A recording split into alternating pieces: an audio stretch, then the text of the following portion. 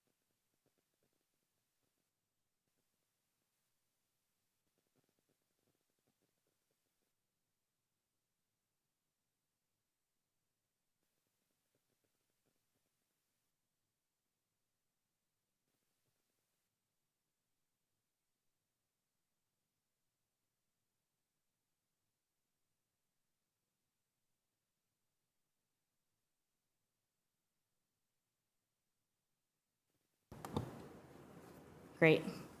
Hi, everybody. My name is Madhvi Shukla. I am on the development team at JBG Smith. I'm joined by our traffic engineer, Felice Brichta from Garreau Slade, and our land use counsel, Ked Whitmore and Matt Ginnivan, who's a colleague at JBG Smith as well. Tonight, we're going to provide a project overview, a transportation overview, and discuss some of the transportation improvements as it relates to our site. And before we do that, I want to reorient everybody to where this site is located. So the future buildings are boxed here in blue at the corner of 23rd Street and Crystal Drive. And this site plan is going to help evolve the residential offerings in Crystal City, as well as balance some of the office quantity on Crystal Drive. So today there is a vacant office building that was built in the 60s that sits on the site. Overall, this site is sloped at different grades, which has made for some challenging pedestrian connections. Our project will be built at grade and will hope to activate the retail along Crystal Drive and create a more welcoming and friendly pedestrian experience. And to do that, I will walk you through how our site plan is going to accomplish this. So from left to right, you have the L-shaped 223 23rd Street building with 8,000 square feet of open space in front of it. As you move east, you run into our north-south connection, which is a curbless street designed to direct loading and parking entries off of 23rd Street and Crystal Drive and reduce some of the congestion that you would experience on those streets. Further east, we have 2250 Crystal Drive, and atop that, we have the east-west connection that can be accessed from Crystal Drive. I do want to highlight these connections because throughout the design process, making our site pedestrian friendly has been a top priority for us, and we feel these connections help achieve that goal. In addition, having a bike-friendly design has also been important to us, and our project will introduce 1,600 new linear feet of protected bike lanes to Crystal Drive and 23rd Street. And we're accomplishing this through 1.1 million square feet across both projects, a combined nearly over 1,400 new residential units. We're going to be targeting a 0.3 parking ratio and utilizing parking off-site to minimize the impact of the parking garage. And our 223 23rd Street building was designed by FX based out of New York. I do want to note that we had 2 different design architects on one site plan, and the goal was to introduce 2 different styles of building to the block and introduce a diversity of design in the architecture. And 2250 was then designed by SCB based out of Chicago. And with that, I will hand it over to Felice to cover our neighborhood transportation overview. Thanks, Madhvi. I think I was just going to walk through the transportation overview, as Madhvi mentioned. This just kind of shows some of the neighborhood amenities and things we looked at in the multimodal transportation assessment. Again, just to kind of reorient everyone with the site's location, we're in Crystal City, about 0.4 miles from the Crystal City Metro Station and the VRE station. There are a number of bus stops within close proximity to the site, a well-connected pedestrian and bicycle network. We'll get into more details on a later slide, but a 0.3 parking ratio with spaces provided both on-site and off-site across the street in the Parks block, 581 long-term bike spaces and 36 short-term bike spaces, and then also a transportation management plan. So as far as transit facilities, just to dive into that a little bit deeper, there are about 10 bus stops located within a quarter-mile radius. The site is served by about 7 bus routes, including Metro A. There are actually a couple of improvements we're making to the bus stops located on 23rd Street, so we can take a closer look at those on a later slide. Again, Crystal City Metro Station and the VRE are both just a couple blocks to the north, about 0.4 miles from the site. Pedestrian facilities, as Madhvi mentioned, that was a focus of the site design. Already in a well-connected pedestrian network, the streetscape and plans for the site are just further enhancing the pedestrian experience in the area, creating new pedestrian connections within the site. It's not mentioned here, but there's also a new mid-block pedestrian crossing proposed on 23rd Street, and the site already has a Walker's Paradise walk score of 91.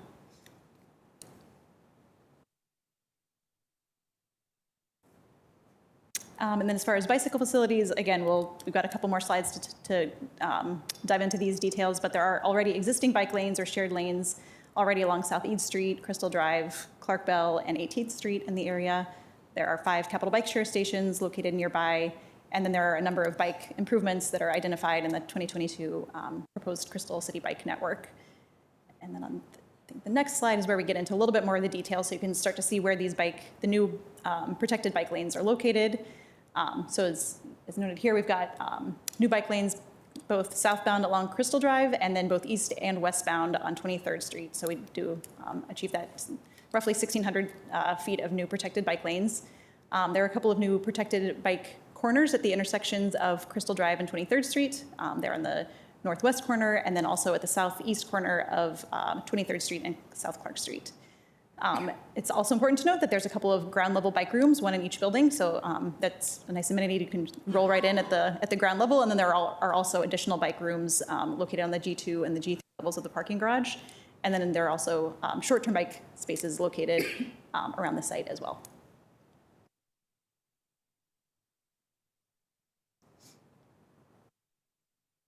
So then to talk for a moment about vehicular parking.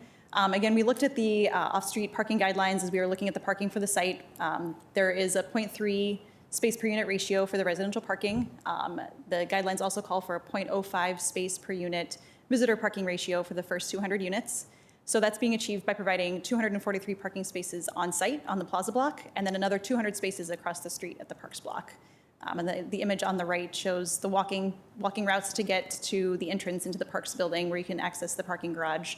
And so we are within the 800 feet allowable distance for off-site parking, as outlined in the off-site parking guidelines, as well as the requirements as far as location and then garage ownership. So for the multimodal transportation assessment, we scoped it with the county. We looked at 18 intersections around the site. We did find the need for mitigations at 2 intersections that just required signal timing adjustments.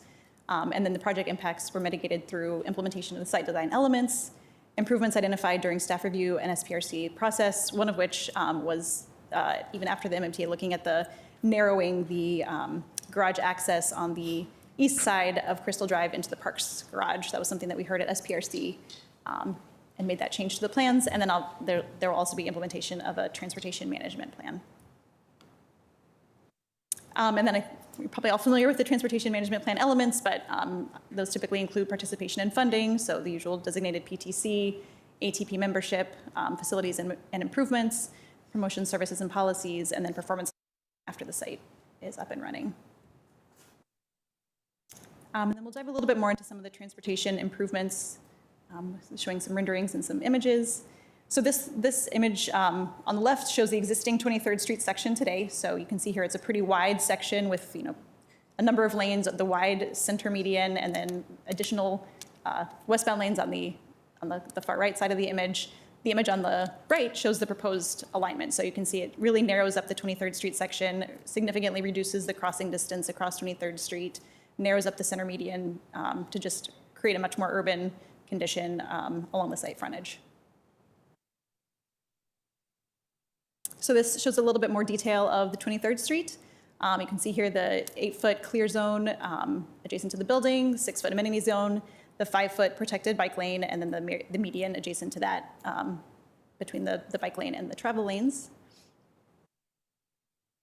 And then this shows a closer up image of Crystal Drive with the 2250 Crystal Drive building on the left. Again, we've got a 9-foot clear zone, 7-foot amenity zone, again, the 5-foot protected bike lane, and the median between the bike lane and Crystal Drive. And then this shows the north-south connection that Madhvi spoke about a little bit earlier. We'll get into another image just following this one that shows a little bit more about circulation, but this shows a nice rendering of how that north-south connection will look. We can flip over to the, yeah, and then this shows how the site circulation on that north-south connection will look as well. So things to note here include the loading for each of the buildings are located off of this north-south connection to bring those off of 23rd Street and Crystal Drive internal to this connection. There's one garage entrance that serves both buildings located just north of the loading going into 2250. That garage entrance, as I said, serves both 223 23rd and 2250 Crystal Drive, and you can also access the garage that goes underneath both of these buildings from the existing Crystal Drive garage access as well. This also shows those entrances to the at-grade bike parking rooms, and then up at the very northern end, you can see there's kind of a turnaround for some short-term parking, and then that leg will provide a future connection over to Clark Bell Street. And then this image shows the east-west pedestrian connection. This is looking toward the east with the 2250 building just on the right of the image. And then I think we've got another image that shows a bit more about the circulation here. So this connection, doesn't serve vehicular and bikes quite as much, but this was an important pedestrian connection to provide a through connection for pedestrians into the site.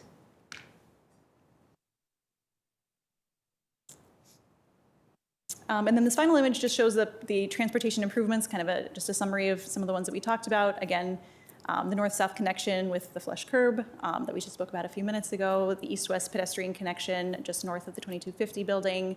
Again, bubbles number 3 down on 23rd Street show the location of the improved bus stops located on 23rd Street, which would be the floating bus stop islands. Just under number 3, it's not really identified, but you can see the mid-block crossing there that's located just west of the north-south connection. Bubble number 4 shows the protected bike lanes provided along 23rd Street, protected bike lanes southbound along Crystal Drive, the two protected bike intersections at 23rd and Crystal and 23rd and South Clark. And then again, didn't talk about it too much, but again, something we heard during SPRC was the potential for narrowing up the driveway into the existing Parks garage, which today is very wide and kind of has a median in the middle and kind of splays out. You can see here just under bubble number 9 that really gets narrowed up quite a bit with its the new alignment. that concludes, so we're happy to answer any questions that you have. Thanks. Great. Thanks. We have the staff.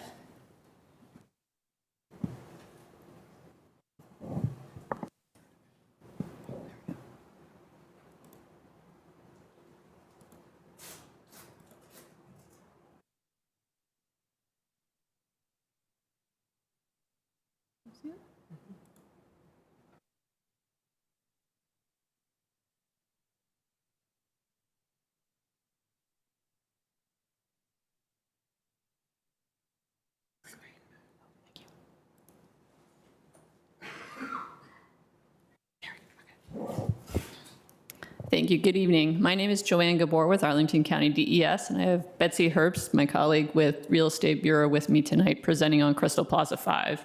We have a site plan, a block plan, a rezoning, a couple site plan amendments, and a vacation that are all necessary in support of this proposed site plan. This does show you the permit Arlington numbers if folks want to see what the specifics are on this project. But again, we are rezoning approximately 100,000 square feet from CO to CO Crystal City.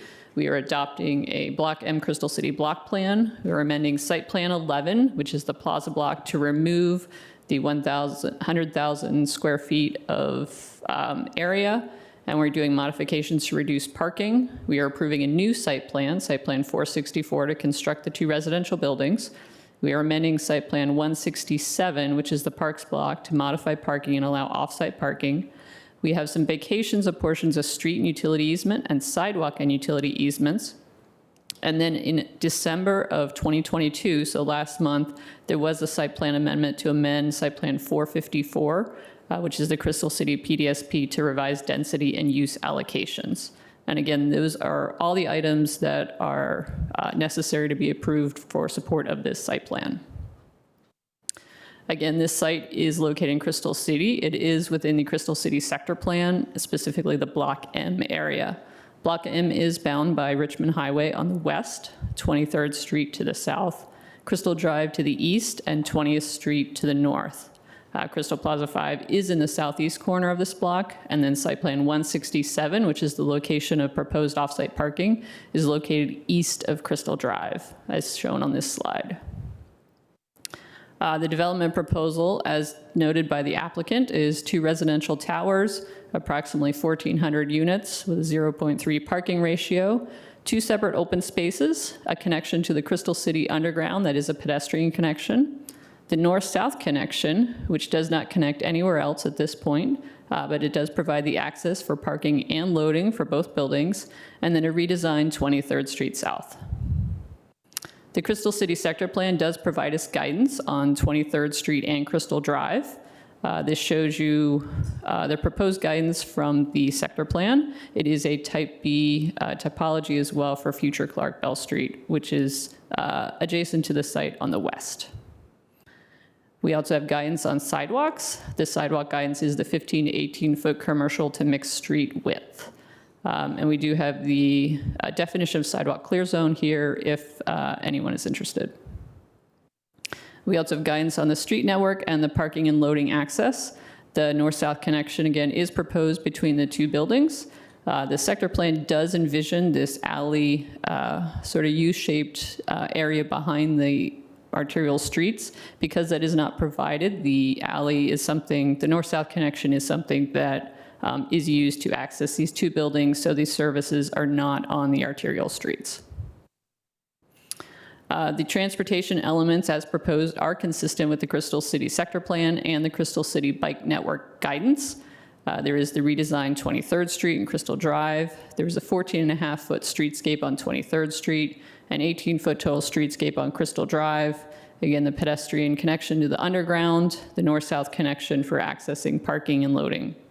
Additionally, as proposed with this site plan, is the applicant will be entering into an agreement to construct, with the county, to construct 23rd Street improvements adjacent to the site. And this will be west of the site, all the way to and including the Richmond Highway intersection. The parking is a 0.3 parking spaces per residential unit. This is the lowest minimum allowed per the parking guidelines for market share units, 15% max compact parking spaces. This will be located in a new underground parking garage that is going to be constructed below the site. There will also be off-site parking located in the Crystal Parks office complex and the Crystal Plaza parking garage. The visitor and ADA spaces will be essentially below the Crystal Plaza 5 footprint, and the Crystal Plaza 5 garage will be accessible from the remainder of the Crystal Plaza garage and vice versa. Additionally, there will be shared parking within the Crystal Plaza and Crystal Parks garage.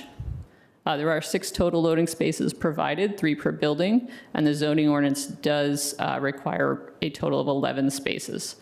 And then there are 579 Class 1 bicycle parking provided within the buildings that does meet the minimum per our site plan conditions. To talk a little bit more about the parking, the Crystal Parks parking ratio, which is again the area to the east of Crystal Drive, is going to be reduced from 1 space 622 square feet GFA to 1 space to 734 square feet of GFA. This is the commercial office ratio. In the Crystal Plaza parking ratio, which is all the area outside of the Crystal Plaza 5 and the Crystal Plaza 1 locations within the Crystal Plaza parking garage, the commercial retail space ratio actually will be improved from 1 space per 1,820 square feet to 1 space to 1,690 square feet. The existing ratios for residential and office are going to be maintained for the rest of the block, including 220 20th Street and 2221 South Clark Street. The only difference is some of the parking will be allocated to the Crystal Parks block. The intent of this sharing is to provide maximum sharing between all the uses and the garages. So while we have specified approximately how many spaces we believe will be allocated to the blocks, that will be dynamic and managed by the applicant as they are the owner of both garages. Additionally, there are going to be some vacations required to facilitate this construction. They will need to relocate some existing utilities, dedicate new easements as necessary, and complete all ordinance conditions, including payment of significant compensation to the county. This shows you where the vacations are, which are public street and utility easements. And then we have public sidewalk and utility easements that need to be vacated as well. Other proposed features are this is going to be LEED Gold certified, and they are participating in the Green Building Incentive Program. There are going to be 35 CAFs at River House, a $4.7 million AHAF contribution, and as mentioned, the applicant is going to enter into an agreement with the county to construct the 23rd Street improvements, and if that, for whatever reason, doesn't materialize, a $3.5 million contribution will be provided to the county for work within the Crystal City, Pentagon City area. Additionally, they are going to be doing the public space improvements as noted with the 2 open spaces, open space 10 and open space 11 per the sector plan. The proposed zoning modifications required are for parking ratio, loading spaces, density exclusions from GFA. They are asking for 6.68 FAR additional density and tower separation for the west tower. In terms of public review, this did start with an LRPC process. There was 1 engagement and then 1 virtual LRPC meeting, and then we went to the SPRC process. We had an online engagement, which included a walking tour during that time, 1 SPRC virtual meeting, 1 SPRC hybrid meeting, an additional online update, mostly focused on architecture. And currently we are in the commissions, and we plan to go to the county board later this month. Specific commissions that will be attended or have been already attended is the C2E2 Commission in October, Housing Commission and Parks and Recreation Commission in November. We are here at Transportation Commission tonight. This will be heard at Planning Commission on Monday night, and then it will be heard by the County Board at their January meeting on the 21st. With that, staff supports the project and recommends approval with the attached conditions for the site plan and the site plan amendments. And additionally, staff supports the proposed vacations and recommends determination that the proposed vacations are consistent with the master transportation plan. With that, staff is available for any questions you may have. Thank you.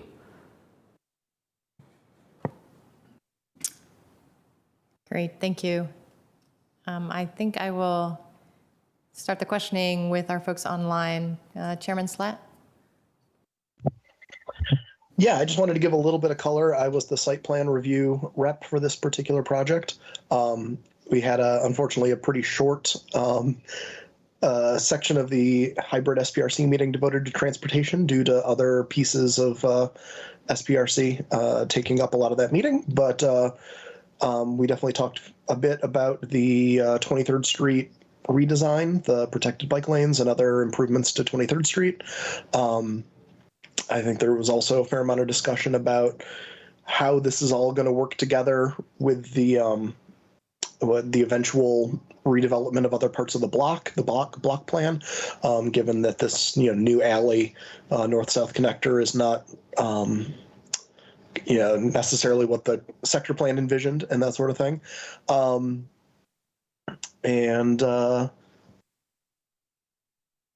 We talked a bit about parking, but yeah, those are the kind of the main pieces of the site.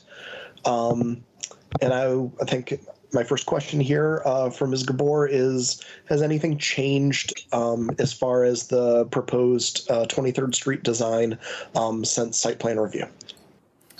Nothing has changed at this point. Following this, I suspect the applicant will immediately be moving to final engineering, where we will be finalizing all those details that I know folks have been interested in, including the protected intersection elements and some of the floating bus stop elements.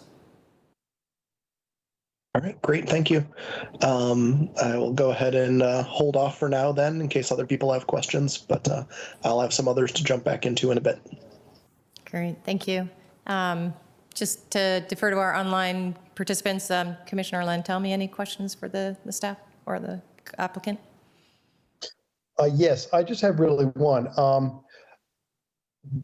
Will the protected bike lanes be built when this project is built, or is it something we're just going to be banking the money and it'll be built later when other properties develop along both 23rd and Crystal Drive? The intent is that with the agreement that the applicant would enter with the county, that the entirety of 23rd Street from Crystal Drive to Route 1 would be completed at once, and it would include the elements shown. So the protected bike lanes, the median separation, or the striped area with the vertical separation and curb delineators, and the specific travel lanes that you have seen. And for Crystal Drive? And Crystal Drive, there would be the protected bike lane in the southbound direction along the project frontage, as shown in the Crystal City Bike Network, and the addition of the narrowing of the garage entrance at the east end of 23rd Street, which will help to minimize some of those pedestrian crossing distances and align that garage entrance with the newly redesigned and realigned 23rd Street. Yeah, that's wonderful. It's a very wide driveway apron there. Yeah, thank you. Great, thank you. Any questions from the folks here in the boardroom? Yeah, I have one question, just related to accommodating deliveries, including Uber Eats, shared mobility, Uber or Lyft drop-off, especially with the protected bike lane. Can you explain to me how that functions and how you've maybe estimated for that type of demand? Thank you. Sure. Yeah, I think the north-south connection that we showed with kind of the circulation patterns where the loading access is occurring and the garage access, I think that's really meant to serve that type of activity. So that's not occurring along 23rd Street and along Crystal Drive. That'll really all take place on that north-south connection. Okay, so, and the Uber drivers and delivery folks will all know where to go? I think so. I think, and we could probably. Yeah, there are some natural breaks that there are going to be planners on the north-south connection, and I'll pull up a rendering so you all can see it, but the goal is so that folks are not, crowding the north-south connection and rather using that short-term parking towards the back of 223rd Street instead, but I will pull up a rendering that will show that better.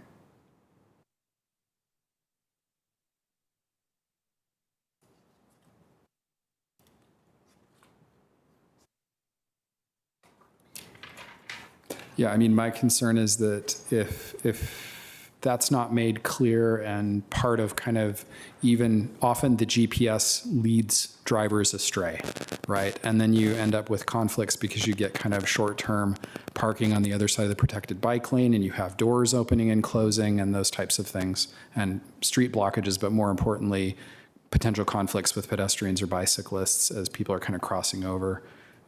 Because I don't think that the GPS is really directing them very well in this case. It's not your fault, but just wondered what you'd thought about that. Yeah, I think that is true. That definitely happens. It gets you to a point and then not kind of the rest of the way into where you really need to be. I think with where the lobby entrance is located and then also where the garage entrance is located, I think that also kind of helps to pull people into the site so that it doesn't just kind of end up with you kind of hanging out on Crystal Drive or on 23rd Street. I think that'll pull you in more, having both of those things kind of located along that north-south connection. And then as Mavi was mentioning, I think, there's kind of a turnaround area up on that connection, the future connection over to Clark Bell Street provides an opportunity for turnaround, so you're not kind of just stuck in that area. Okay, I think they'll be learning over time. You may see conflicts at the beginning and forever, but we'll see. Yeah. Thank you. Any other questions from the commissioner? Yeah, Commissioner Harry. In the current picture from 23rd Street, was there a capital bike share in the middle of the road there? Is that going to be moved somewhere? So I believe that photo was the most recent that we could find on Google Images, but that bike share doesn't exist today. Is that? I believe that's correct. There did used to be a bike share station located there. And I'm trying to think about I believe there's one. I think it's already been relocated in that area. I don't remember exactly. I could find exactly where that is, but yeah, I think it's already been relocated. I believe it's not there anymore. Okay, thank you. Others? I had two quick questions. One of the points was off-site parking. Could you explain a little bit more about that? And I think that there was some mention about ADA, and I was just trying to figure out exactly how that all worked together. Sure, of course. So for the 0.3 ratio for the two new towers, about 233, I think, will be located in the plaza block, so just below, so you can just go downstairs and get to your space. An additional 200 will be located across the street on the Parks garage. So there was one image in the presentation that showed walking paths to get to a couple of the street level entrances into the Parks garage, so then you can get down into the parking that way. Visitor parking, the 0.05 spaces per unit for the first 200 units, about 10 spaces, will be located on directly below both of the buildings within the building footprint, and then ADA spaces are also located just below the building as well. So yeah, so those are not off-site. Great, thank you. And then just another quick question. How many will there be electric vehicle charging on site, and how many? As part of the GBI participation, our site is going to provide 4% EV spaces and 11% EV-ready spaces. So we'll be meeting the requirement of EV spaces as the GBI lays out for us. Okay. Great. Thanks, Commissioner Locker. Any other questions? I'll just say the nice part of the location of this particular development is the ability to take advantage of all the transportation options between the metro and the bicycles and the buses, and just the proximity to the bike trails, et cetera. So good to see that you guys are utilizing those to the best advantage. Any other questions, Chairman Slett? Great, thank you. Just wanted to jump into my other ones. So can either the applicant or staff speak to why there are only protected intersection elements at 2 of the 4 corners of 23rd Street in the project area?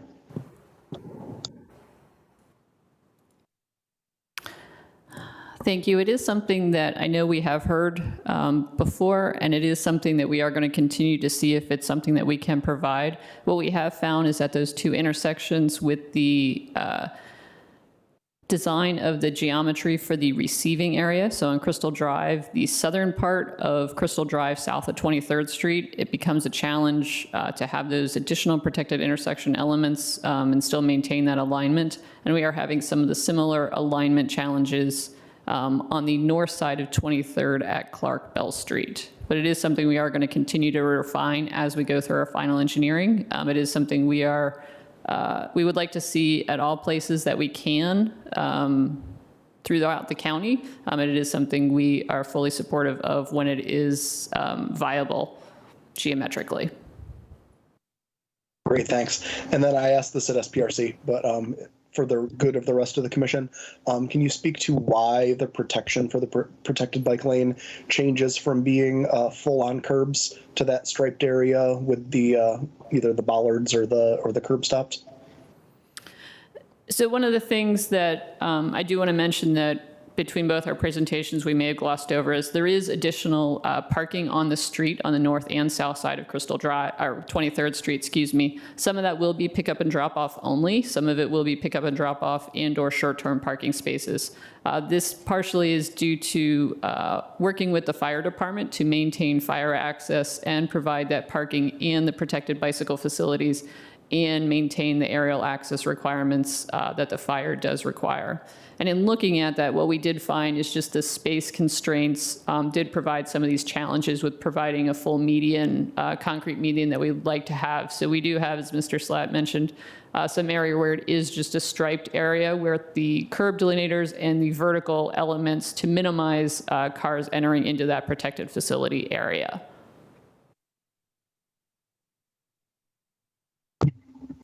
Great, thank you. Would you be able to go into a little more detail about the aerial access requirement and how exactly that all, how that all interacts? What is it about the aerial access that's causing us not to be able to get that full median?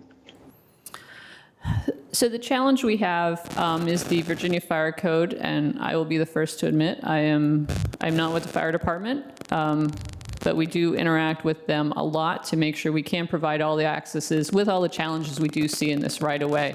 I think everyone is aware of the challenges of trying to provide providing and balancing all the necessary requirements and things that make this community nice between the sidewalks, the tree pits, the tree area, the bike facilities, the parking, and the travel lanes. The fire code says that you have to have between 15 and 30 foot is where the fire truck has to sit to maintain access to buildings that are over 35 feet, which is when the aerial access is required. And what we found is on the south side, where there is the existing curb and existing buildings that are not going to be moved, I believe currently it is a little further than 15 feet from the sidewalk to the building face. So when we did the, just kind of doing the math between the protected bicycle facility and then the median and the parking, we were trying to maintain some parking on that south side that did require us to have that pickup and drop off only spaces. So we could maintain that 30 feet as the maximum. And we had some of these same challenges on the north side, which is why there's always, it's the push and pull again of trying to maintain those wider sidewalks and some of that larger landscape planning areas, in addition to having these protected bicycle facilities, curb space, and having a protected median to minimize those car conflicts and those parking conflicts that you mentioned before about the short-term parking and the rideshare individuals. So it is something that we are challenged with throughout this area and Crystal City. We do work with the fire department on every single building to figure out where the access is for each building, and on a case-by-case basis provide what we think is the best design to balance all of the elements. Great, thank you very much. I think that's all I've got. One last look at the boardroom here. Any other questions? Okay, I think we're good to go for a vote, Chairman. Alrighty, let me pull up my board report because there's a lot. Yeah. I was going to say, you can do that. Before we get into the motion, let me address the commission here briefly. So this aerial access has started becoming a thing that has popped up in a couple of sites now. This idea that the the fire truck has to be able to get within between 15 and 35 feet of the building face or whatever. I think it is something that we should be having more of a conversation about as a county. There doesn't seem to be much nuance coming from the fire department as to what, constitutes a clear area. I've seen fire trucks drive over curbs many a time. There's certainly, I think, some opportunities here. Right now, we are really being forced to trade off space for our most vulnerable road users, essentially saying, like, we can either have a great protected bike lane or a wide sidewalk or, street trees and a landscaping strip, but we can't have all of them because then the fire trucks can't get close enough to the building. And it just doesn't seem to be something that other areas of the world seem to struggle with.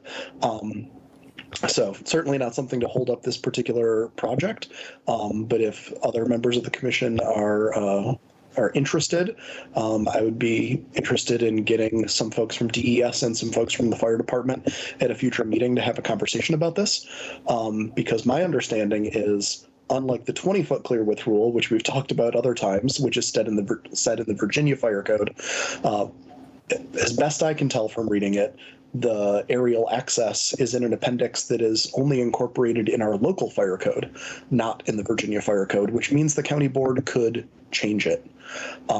So I don't know if any commissioners have any interest in that. Commissioner Lantelmi is interested. Add me to the interest list. All right. Well, hearing no objections, I will work with staff to put something like that together in the future. And with that said, I will move that the Transportation Commission recommend that the county board adopt the following items associated with the Crystal Plaza 5 site plan: rezoning from CO Mixed Use District to CO Crystal City, the Crystal City block plan update, the site plan amendment to SP number 11, the site plan SP number 464, all as outlined in our draft board report dated January 21st, 2023. I'll second. That is moved and seconded. Is there any discussion of the motion? Oh, I missed something. I see Kudrick's hand. Oh, I'm sorry. Yeah, go ahead, the applicant. I just wanted to make sure that the vacation encroachments, I don't know if that's a separate motion, and any other site plan amendments to site plan 160. I was not able to hear Mr. Whitmore. Yeah, I'll repeat it. To make sure that the motion includes the vacation of a portion of a public street and utilities easement and the site plan 167 amendment. Is that included in your motion? Let me see here. If so, a friendly amendment. Is that in a separate board report? It's a separate agenda item, but we do have a separate board report that was submitted for this. There is a separate board report for that. Yes. That's why. I think we're okay with wrapping them together in one, but I'll look to the county staff. All right. Is there any objection to amending that motion to also recommend that the board adopt the ordinance to vacate a portion of an easement for public street and utility purposes, running west from Crystal Drive towards South Clark on the south side of parcel A43, ordinance to vacate a portion of an easement for public sidewalk and utility purposes running west from Crystal Drive towards South Clark Street on the south side of parcel A43, and ordinance to vacate a portion of a 10-foot storm sewer easement running west from Crystal Drive on parcel A43, and an ordinance to vacate 3 portions of a public water service easement, 1 portion on parcel A43 and 2 portions on parcel A4, again as outlined in our draft board report dated January 21st, 2023. Does that is everything that we need to conclude? No, one more. One more. Sorry, the only other is site plan 167, which is on a separate ordinance, so that's the last one. To make your life a little more complicated. Can you find the 167 amendment? Yep. Is there any objection to further amending the motion to recommend that the county board adopt the attached ordinance amending site plan 167 to modify required parking and permit off-site parking at this location? Seeing none. One more clarification on the vacations. There needs to be a finding that the two easements that you're acting on tonight, the street and utilities and the sidewalk and utilities, are consistent with the master transportation plan. Did you hear that, Chairman Slat? Yeah. Any objection? I did. Any objection to the inclusion of those additional items in the motion? Seeing none, I think we can go forward to the vote.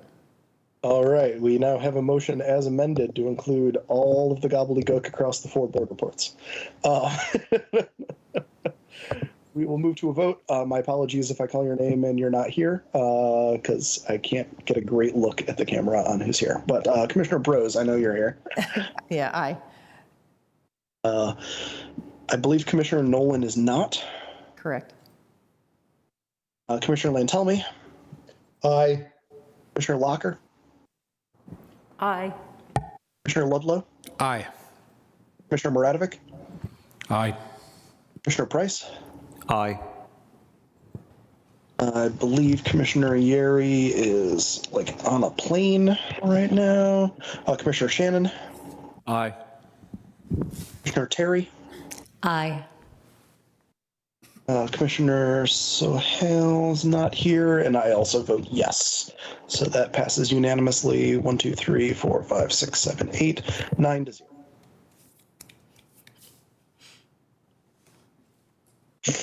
Great, thank you. Okay, thank you. So the next agenda item is Arlington Junction Park, and we have Betsy Herbst here for that.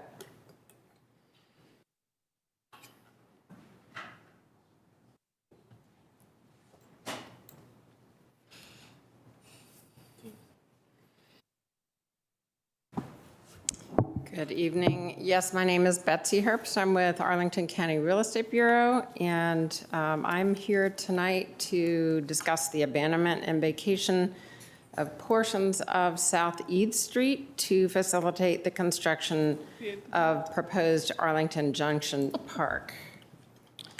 And I'm showing here a visual just to start with, just to show you the pieces that we're starting to talk about here.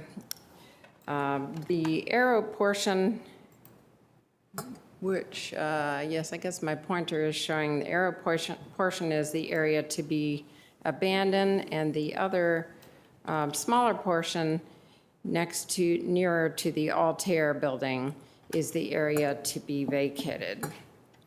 And this is a request on behalf of the county for the Department of Parks for construction of the new proposed Arlington Junction Park. Once this area is abandoned and vacated, what we will do is create through the subdivision process 2 parcels, one for the park and one for the constructed South Eads Street. We will also be dedicating part of a section of 11th Street South that connects South Eads Street. As a little bit of history about this original piece of South Eads Street, it was originally dedicated in 1927. It was originally called Pearson Street. In the late 60s and early 70s, the South Eads intersection was realigned with Army-Navy Drive, and it is how we know it today. Back in 2015, another small portion of the original South Eads Street was vacated for construction of the Altair project. The portions to be abandoned and vacated are no longer shown on the master transportation plan. Chances are back then there was no master transportation plan, but they're not currently showing. The ordinances require that the abandonment and vacation be subject to reserved easements for any existing utilities, because we do know there are utilities in that area. Those will remain in place as part of Parks project.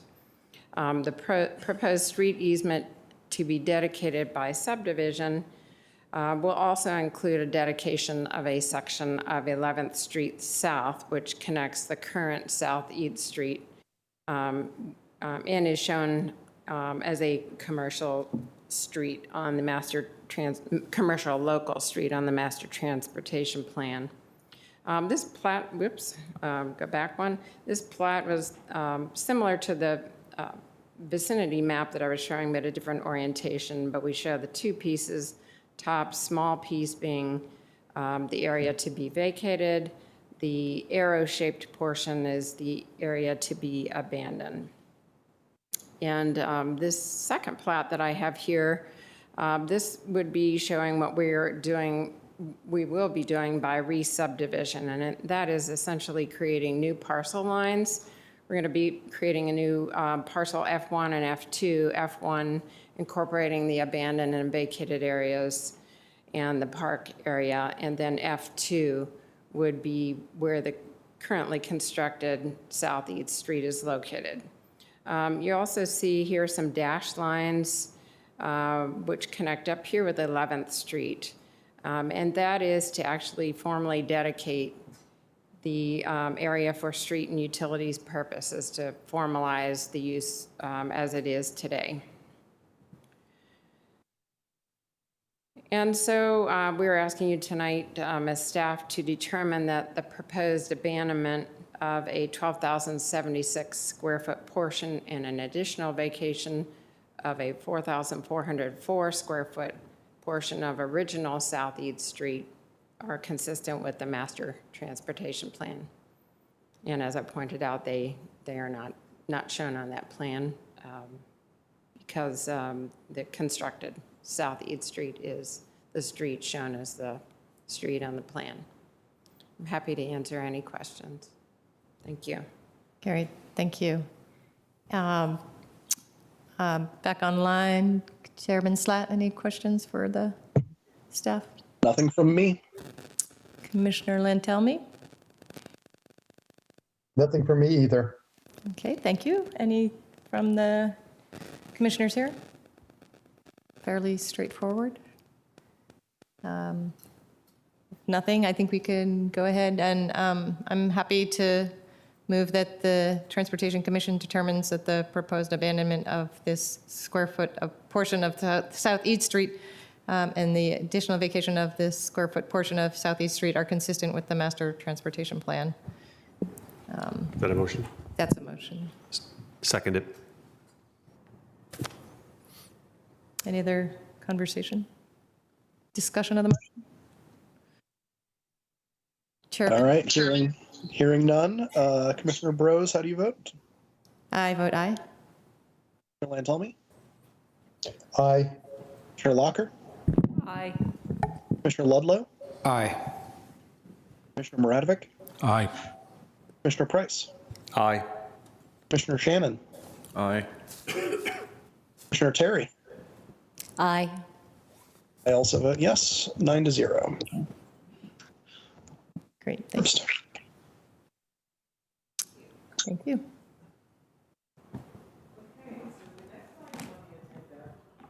The next item on the agenda is the NVTC I-395, I-95 commuter choice applications with staff member Rich Rorsman. Thank you. Good evening. Can everyone hear me in the boardroom? Yes, we can. Excellent. Thank you. I have two action items for the commission this evening, both on grant applications. The first one, as Ms. Obakoya said, is for authorizing the county's application to NVTC. Actually, I should read NVTC and PRTC. I'll need to tweak that in the board report for up to $8 million in regional transportation funding for Metrobus Route 16M service enhancements, and further to authorize the county manager or his designee to execute all documents associated with the standard project agreement for the subject project funding award, and subject to approval of such agreement as defined by the county attorney. I apologize, both the board reports for these items got to the commission a little bit late. Hopefully everyone has had time to review them. The Metrobus Route 16M enhanced service is a critical piece of the Columbia Pike Premium Transit Network and the CIP and the TDP, now called the TSP. The base service will begin revenue service this spring and will connect Skyline in Fairfax County to Crystal City via Columbia Pike, Army Navy Drive, and the Transitway, operating on local streets before the transitway before the transitway is completed. Couple of notes that did not make it into the draft board report that went to the commission but are worthy of discussion tonight. First off, the 16M service will provide a direct connection to Amazon HQ2, which is first phase of construction, approximately 2.1 million square feet of commercial space coming online in summer or fall of this year. The service will also take advantage of the recently rebuilt portions of Columbia Pike under the multimodal improvements and 8 new transit stations located on Columbia Pike. 2 of those opened at the end of December, and others will be opening as the multimodal improvements are completed.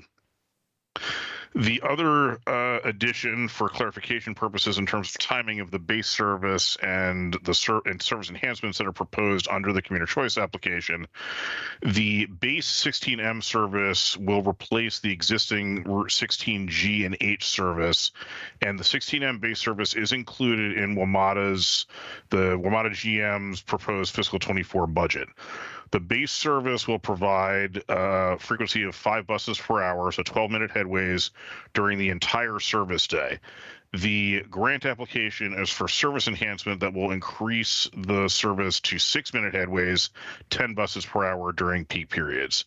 So that's what we're seeking for the grant funding. The base service, assuming that all goes well with the WMATA budget, will be there this spring. This grant application to NVTC and PRTC for commuter choices to do those service enhancements. It's 2 years worth of funding. There is no step down provision, unlike other operating funds in commuter choice that are subject to step down. This route would not be, because it both crosses jurisdictional boundaries and provides direct service to metro rail stations, Pentagon City and Crystal City. However, the county would need to reapply every 2 years and be reevaluated as a continuing application every 2 years, assuming that we receive the initial funding, which would kick in on July 1st in fiscal 2024. With that, I will stop and be happy to take, one additional piece.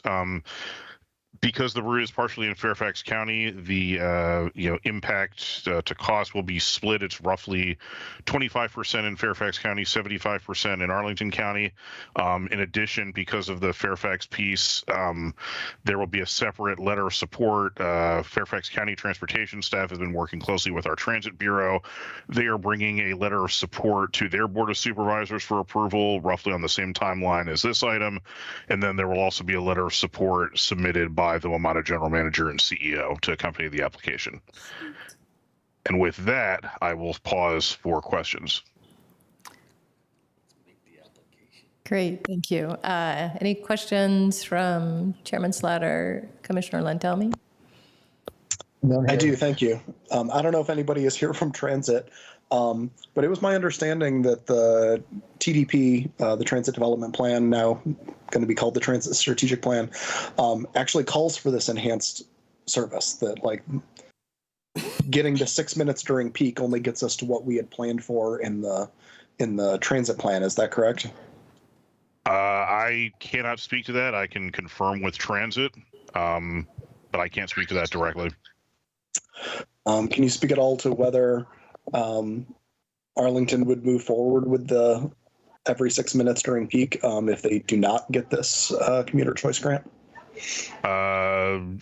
I think that would largely depend on the answer to the first question. Obviously, it would also require an additional infusion of local funds to support that level of service if we do not get the grant.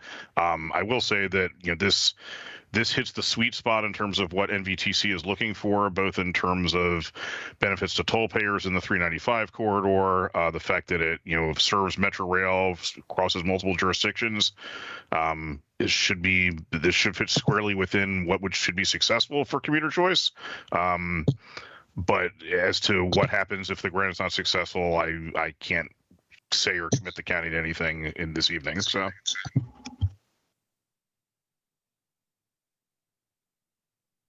Thank you. That's all I've got right this moment. Thanks. Commissioner Lantelmi? No further questions. Okay, great, thank you. Anyone in the boardroom? Okay. Commissioner Price? No. I think then we could move to a recommendation. to adopt the resolution authorizing Arlington County's application to the NVTC for up to $8 million in regional transportation funding for the subject project, and authorize the county manager as designee to execute all documents with a standard project agreement for the subject project upon award and subject to approval of such agreement as formed by the county attorney. Second. Any comments or discussion? Yeah, I'd like to move an amendment. Yes. I would move that the Transportation Commission further recommends that the county move forward with 6-minute peak service, even if funding does not come through from commuter choice. I'll second that. All right, there's a second for discussion at least. I will give some more detail on that before we move forward. I just did double check. The TDP does recommend 6-minute headways during the peak period.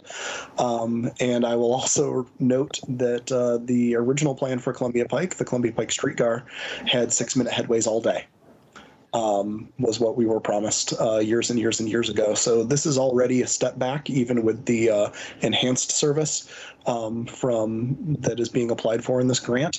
And I think it is important that we remind the county manager and the county board that this is already a degradation of the transit that was envisioned for Columbia Pike, and we need to make it happen whether we get grant funding for it or not. Excellent point. Yeah. Is there any further discussion of my motion to amend? We're looking good here. Thank you. All right, then we will vote on this motion to amend. This is not on the full motion. Commissioner Brose. Aye. Commissioner Lantelmi. Aye. Commissioner Locker. Aye. Commissioner Ludlow. Aye. Commissioner Muradovic. Aye. Commissioner Price. Aye. Commissioner Shannon. Aye. Commissioner Terry. Aye. And I will also vote yes. So I believe that takes us to the motion as amended. So this is recommending that the board apply for the grant, plus the further recommendation that was in my amendment. Commissioner Brose. Aye. Commissioner Lantelmi. Aye. Commissioner Locker. Aye. Commissioner Ludlow. Aye. Commissioner Muradovic. Aye. Commissioner Price. Commissioner Shannon. Aye. Commissioner Terry. Aye. And I will also vote yes. That's a 9-0. That handles commuter choice. Okay, the next agenda item is the fiscal year 2029 CMAQ RSTP application, also with Rich. All right. Same apologies in terms of timing of the board report, but again, hopefully everyone had a chance to review it. This is asking, asking the board to endorse the priorities for the fiscal 29 congestion mitigation and air quality and regional surface transportation program funding, CMAQ RSTP, shown in table 1 of the board report, and further to adopt the resolution authorizing the county's applications to the Northern Virginia Transportation Authority for CMAQ and RSTP funding for fiscal 29. The projects themselves match what was briefed to the TC previously as an information item. Just to review, the proposal for fiscal 29 is for 3 projects. Traffic signal optimization, which again is on a 3-year cycle. So we are actively doing this right now in fiscal 23. It will be done again in 26. And then 3 years after that, a request for fiscal 29 is appropriate for the schedule. The bulk of the funding would be requested for Arlington County Commuter Services, $7 million out of CMAQ, and then $250,000 for the Arlington Boulevard Trail for the Edison to George Mason section. That would be on top of the existing $1 million that is currently allocated to that project in fiscal 28.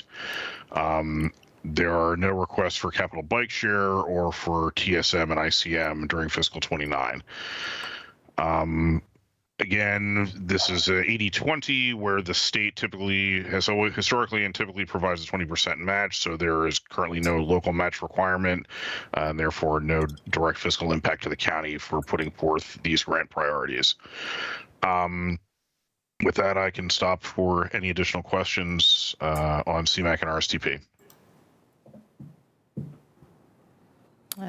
Again, back to my online participants. Chairman Slatt, any questions? Nope, I'm good on this one. All right, great. Commissioner Lantelmi? No further comments. Okay, to the boardroom, any of my fellow commissioners, questions? Fairly straightforward. I see no questions here in the room. I am happy to move to endorse the priorities for fiscal year 2029 CMAQ and RSTP funding as shown in the report, and to adopt the resolution authorizing Arlington County's application to the NVTA for CMAQ and RSTP funding for FY29.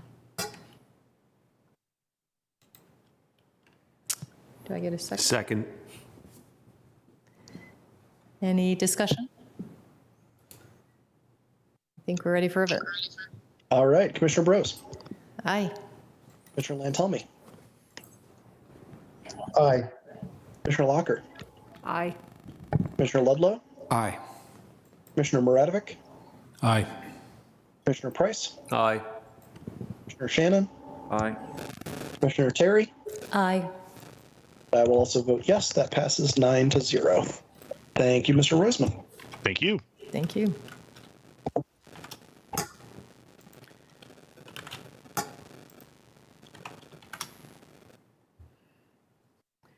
The next agenda item and final agenda item for the evening is the Missing Middle Housing Study Phase 3 parking element. And we have staff member Matthew Ladd to talk about that. And staff join virtually as well. All right, thank you. Let me share my screen here.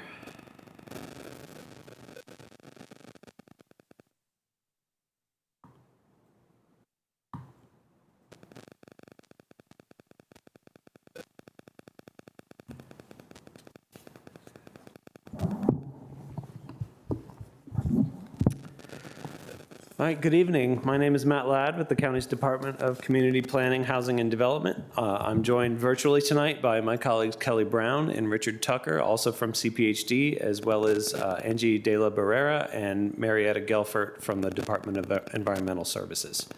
I'll be presenting an overview of the Missing Middle Housing Study and the draft options for parking requirements in the zoning ordinance amendment that is the subject of tonight's request to advertise.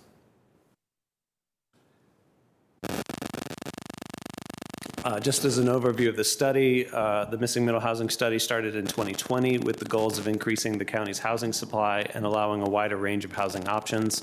Our team has engaged with this commission a few times during the study process over the last 3 years. The study began with a research phase to provide baseline data and an understanding of the challenges in Arlington's housing market and the history of restrictive land use in the county.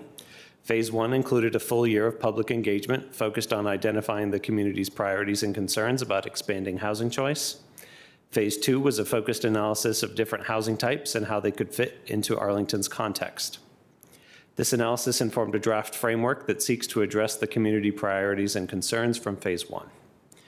We're now in the third and final phase of the study, which includes county board review of draft amendments to the GLUP, the General Land Use Plan, and the zoning ordinance. During the year-long community engagement in Phase 1, we identified key priorities and concerns shown here on the slide. The top priority from that engagement was to reduce housing costs, and we also heard many concerns about the impacts of growth and neighborhood change, which were documented in the Phase 1 report. Staff released a draft policy framework for community review last spring in Phase 2. This draft was a preliminary approach for expanding housing choice that sought to address and balance the Phase 1 priorities and concerns shown on the previous slide. It presented the public with specific policy choices and trade-offs intended to facilitate feedback on different policy areas. Following over 2 months of public engagement in Phase 2, the County Board held work sessions with staff and provided guidance for moving into Phase 3. During that county board work session last July, the board directed staff to draft zoning ordinance amendments that would allow for expanded housing options in areas that are currently limited to single detached housing development. Most of the current standards for single detached housing would be replicated in the standards for missing middle housing types. One of the areas of guidance from the board was parking requirements. The draft Phase 2 framework included a minimum parking requirement of 0.5 spaces per housing unit. Moving into Phase 3, the board directed staff to develop a proposal that would vary parking requirements based on site-specific factors like distance to transit. This guidance is reflected in the draft zoning ordinance amendment that I will cover in a moment. During Phase 3, the county board has held 20 community conversations in September and October of last year. Based on feedback from those conversations, the board provided additional guidance for the draft zoning ordinance amendment, resulting in a number of options that address community concerns about the number of units allowed on a site, minimum site area, parking requirements, opportunities to support tree retention or planting, and the overall pace of change. In the fall, the Planning Commission's long-range planning and zoning committees met 4 times to review and discuss different policy approaches and options, and to review the draft GLUP and zoning ordinance language. Chair Slatt participated and represented the Transportation Commission at those meetings. In terms of process, we are at the request to advertise stage. I'll explain what that means over the next couple slides. A request to advertise, or RTA, is a procedural step that takes place prior to county board action on any amendment to the comprehensive plan or the zoning ordinance. When the county board acts on an RTA, it is not adopting a plan or ordinance, it is only deciding whether to advertise public hearings. Notably, the board's actions to authorize advertisement also sets the scope of what could ultimately be adopted by the board. The draft zoning text currently included in the staff report contains a number of different options reflecting a range of implementation approaches. In cases where the draft indicates multiple options, the board could advertise all options. However, the intent is that only one option in most cases would ultimately be adopted. So for the Commission's deliberations on the RTA, discussion of whether, say, option A is preferable to option B is less critical than considering whether A and B accurately capture the range of options that should be considered for adoption. As is noted in the staff report, the draft zoning ordinance amendments presented during the LRPC and ZOCO process have not been revised. You're still looking at the October 31st draft of the zoning ordinance amendment. Staff is currently preparing updated amendments for the County Board RTA later this month. Those updates take into consideration recommendations from last month's Planning Commission meetings and will also consider any recommendations this commission may make tonight. Next, I'll move on to the draft zoning ordinance amendment for what we are calling expanded housing option development, or EHO. I'll focus specifically on parking requirements consistent with tonight's agenda. As I mentioned on an earlier slide, the draft zoning text reflects county board guidance to vary minimum parking requirements based on site-specific factors. Under the current draft, sites that are within a specified distance of certain transit networks would have a minimum requirement of 0.5 spaces per unit, while other sites would have a 1 space per unit requirement. Those transit distance standards are listed on the slide, and they're mapped on the next slide that you'll see in a moment. Sites that are not transit proximate could reduce their parking requirement if an on-street parking survey indicates that the block is less than 65% parked. And recognizing that sites located on cul-de-sacs have different geometry and on-street parking availability, these sites would have a 1 space per unit requirement under all circumstances. This is that map I mentioned showing the transit proximate areas indicated on the previous slide for the purpose of setting parking ratios. The dark blue areas are within 3/4 of a mile from Metro Rail. The bluish green areas are either within a 1/2 mile of the Master Transportation Plan's premium transit network or within a 1/4 mile of the primary transit network. So as I mentioned, the Planning Commission considered this RTA last month.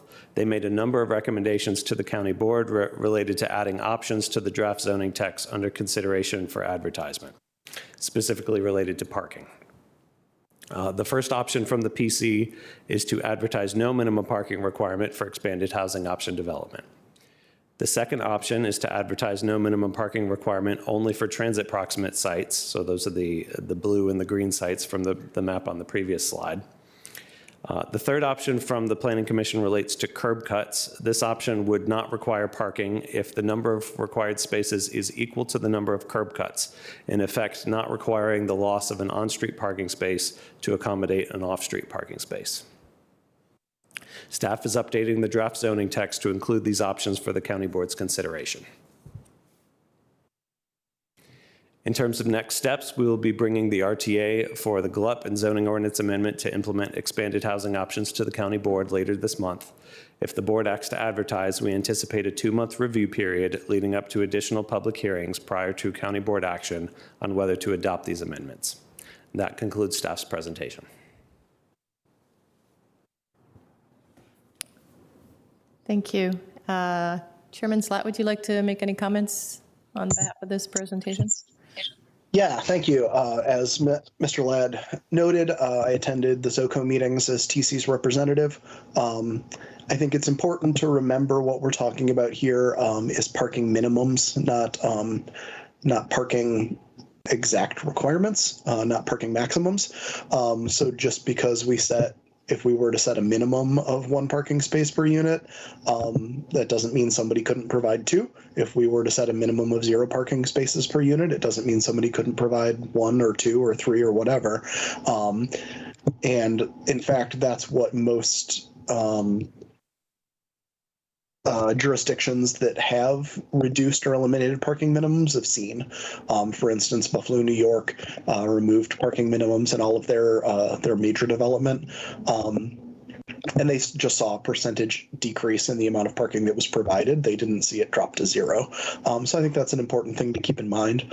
I think it's also really important to keep in mind that when we're talking about missing middle and how many units can you fit on a space, and are we going to get family-sized units or, smaller units, a lot of the math and geometry really just comes to trying to accommodate a certain amount of parking. Parking takes up a lot of space, and building it anything other than surface is prohibitively expensive. So the higher the parking minimums that we provide here for these extended housing options, the fewer units of housing we're going to get. So I just wanted to set the stage there. I think the Planning Commission did a great job teeing this up and giving the board some other potential options to look at.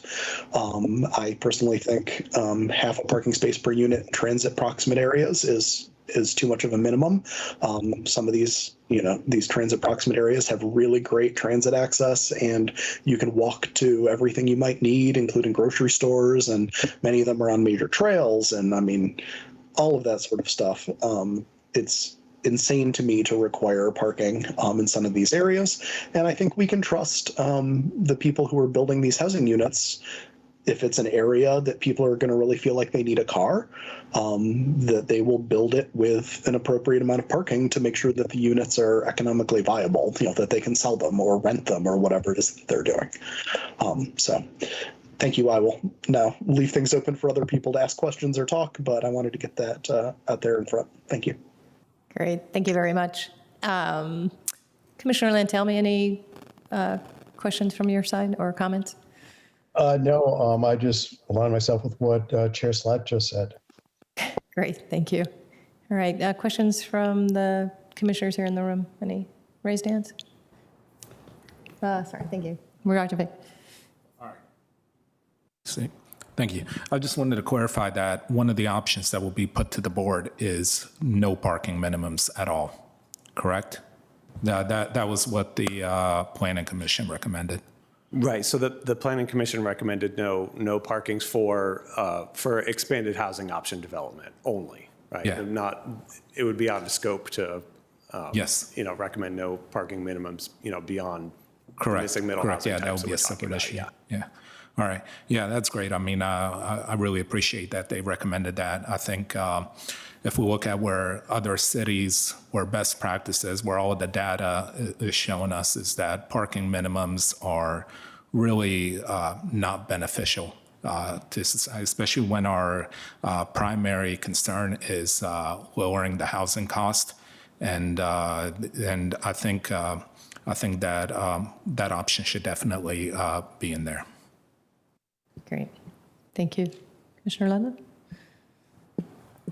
Yeah, so I realize that our discussion tonight is about parking, but when I look across the body of work on missing middle, I see very little analysis on transportation writ large. This is a fundamentally watershed kind of moment in policy making and in Arlington's history, something akin maybe to the direction of building this miraculous corridor between Roslyn and Ballston. I don't think we should underestimate the potential uptake by the market of missing middle and what its impacts are. And so I don't feel like I've got a lot of information about how this changes travel demand, travel behaviors, car ownership, how it affects safety, Vision Zero. What does this do to car-free Arlington, the Arlington car diet? I think in parts of the county, missing middle, where there are the transit amenities and the infrastructures in place, clearly it has the potential to catalyze the things we want to see. But in vast parts of the county that don't have that type of infrastructure in place, at least not yet, I think there's some big questions about what the impacts are. And if we're introducing a lot of housing into areas that do not have the infrastructure to support the transportation demand, or if we don't know what that demand is, it feels like we're walking into this a little bit blind. I know we're voting on parking tonight, but I did want to mention that. When I've looked at this issue also, Arlington's quite distinct and different from some of the other places that have recently adopted missing middle, like Minneapolis, a city that I've spent some time in. If you look at the zoning maps for Minneapolis, the really interesting part of the urban morphology there is that you've got grid systems predominantly. And in those grid systems, you have a fabric of commercial that is intertwined. And that's something that we're really lacking in a lot of Arlington. So one question and major concern that I have about missing middle is the lack of commercial. Why don't we have commercial woven in to missing middle so that we're creating an environment in some of the neighborhoods that would densify to allow people to walk for some of their trips? I think what we're going to see is a lot higher proportion of vehicle ownership in the parts of the county that are allowed to densify that don't have the infrastructure or the commercial walkability to support them. I think we're just completely mismatched in a lot of the county on a transportation basis. And I don't feel like there's been very much study or reflection on those types of bigger issues. Again, I think for about half the county, the fabric, the infrastructure is already there and it probably works pretty well. But for much of the county, which is largely a car-dependent suburb, I don't know. So I wanted to see if you had any advice for me on that to help me feel a little bit more comfortable with this big decision that we're making. Also, just prefacing that we're voting on parking tonight, so some of what I'm concerned about is not necessarily reflected in what we're voting on. Thank you. Thank you for the question. I'm going to ask one of our virtual attendees, Angie De La Barrera, to start addressing that, and then I'll fill in if I need to. Hi, good evening. For the record, my name is Angie De La Barrera, and I'm with the Department of Environmental Services, Department of Transportation Planning. The county has throughout the many years has invested a lot in our transportation network. They've invested in the infrastructure for bicycle and pedestrian, and has created a network that it's increased the walkability and the safety, and it has programs, as you mentioned, as the Vision Zero, to create this infrastructure that builds a safe environment for people to use transit and to walk and also drive. Some of the things here, as you mentioned, that staff is taking into account is trying to accommodate environmental issues with concerns that we've heard from residents regarding increasing competition for parking spaces. So all of those have been taken into account for staff to decide it's hard at the moment to know where all these things, we have the map, and that's where we're determining where the walkabilities for the parking spaces are. But those are the issues that we've looked at for staff purposes. I'm just going to quick follow up on that and then to the response, because I think what Commissioner Ludlow is looking, or what I would take from that is the consideration. If we're building this additional density, are we now looking at additional routes or additional networks that would make sense for buses, or for, again, building out bike lanes and things like that? I think that's really the direction that if we become much more of a suburban than urban environment, or the other way around, sorry, that we need to consider that in providing those services for our citizens. Yes, and I think one of the things that Commissioner Ludlow mentioned was Minneapolis, and we have looked at Minneapolis and Portland and other places around the country that have done these zoning reforms. And what we're seeing is the uptake is slower than had been expected, and so we're taking that into account. And our consultants' projections were that it would be on the magnitude of perhaps 100 new units per year.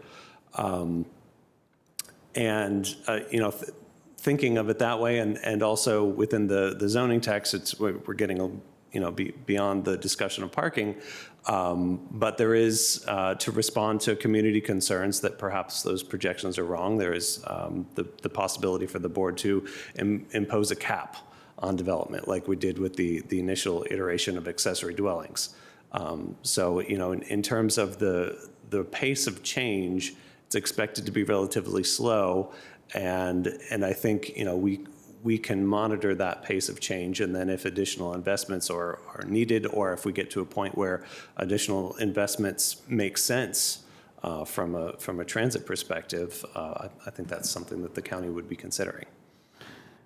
Yeah, I mean, a response to that is, if the county's got it right, why would we be concerned about pacing ourselves? I mean, if we've got it right, we should go full steam. And so I really understand the trepidation unless we're looking at this as a pilot, which it doesn't sound like we really are. I also don't think that, I agree with many who've said that I think the uptake will be a lot faster in Arlington than we're seeing in some of the other cities. We've just got a kind of a different housing demand in this region. But I think a big part, again, a big missing part of this to me is the commercial, and how does that fit into the fabric of Arlington if we're urbanizing the county and densifying it through this kind of mixed housing approach. I think that really has to be a key ingredient, or we're missing a really incredible opportunity to make more of Arlington walkable and livable, and to even increase the attractiveness of the mix of housing.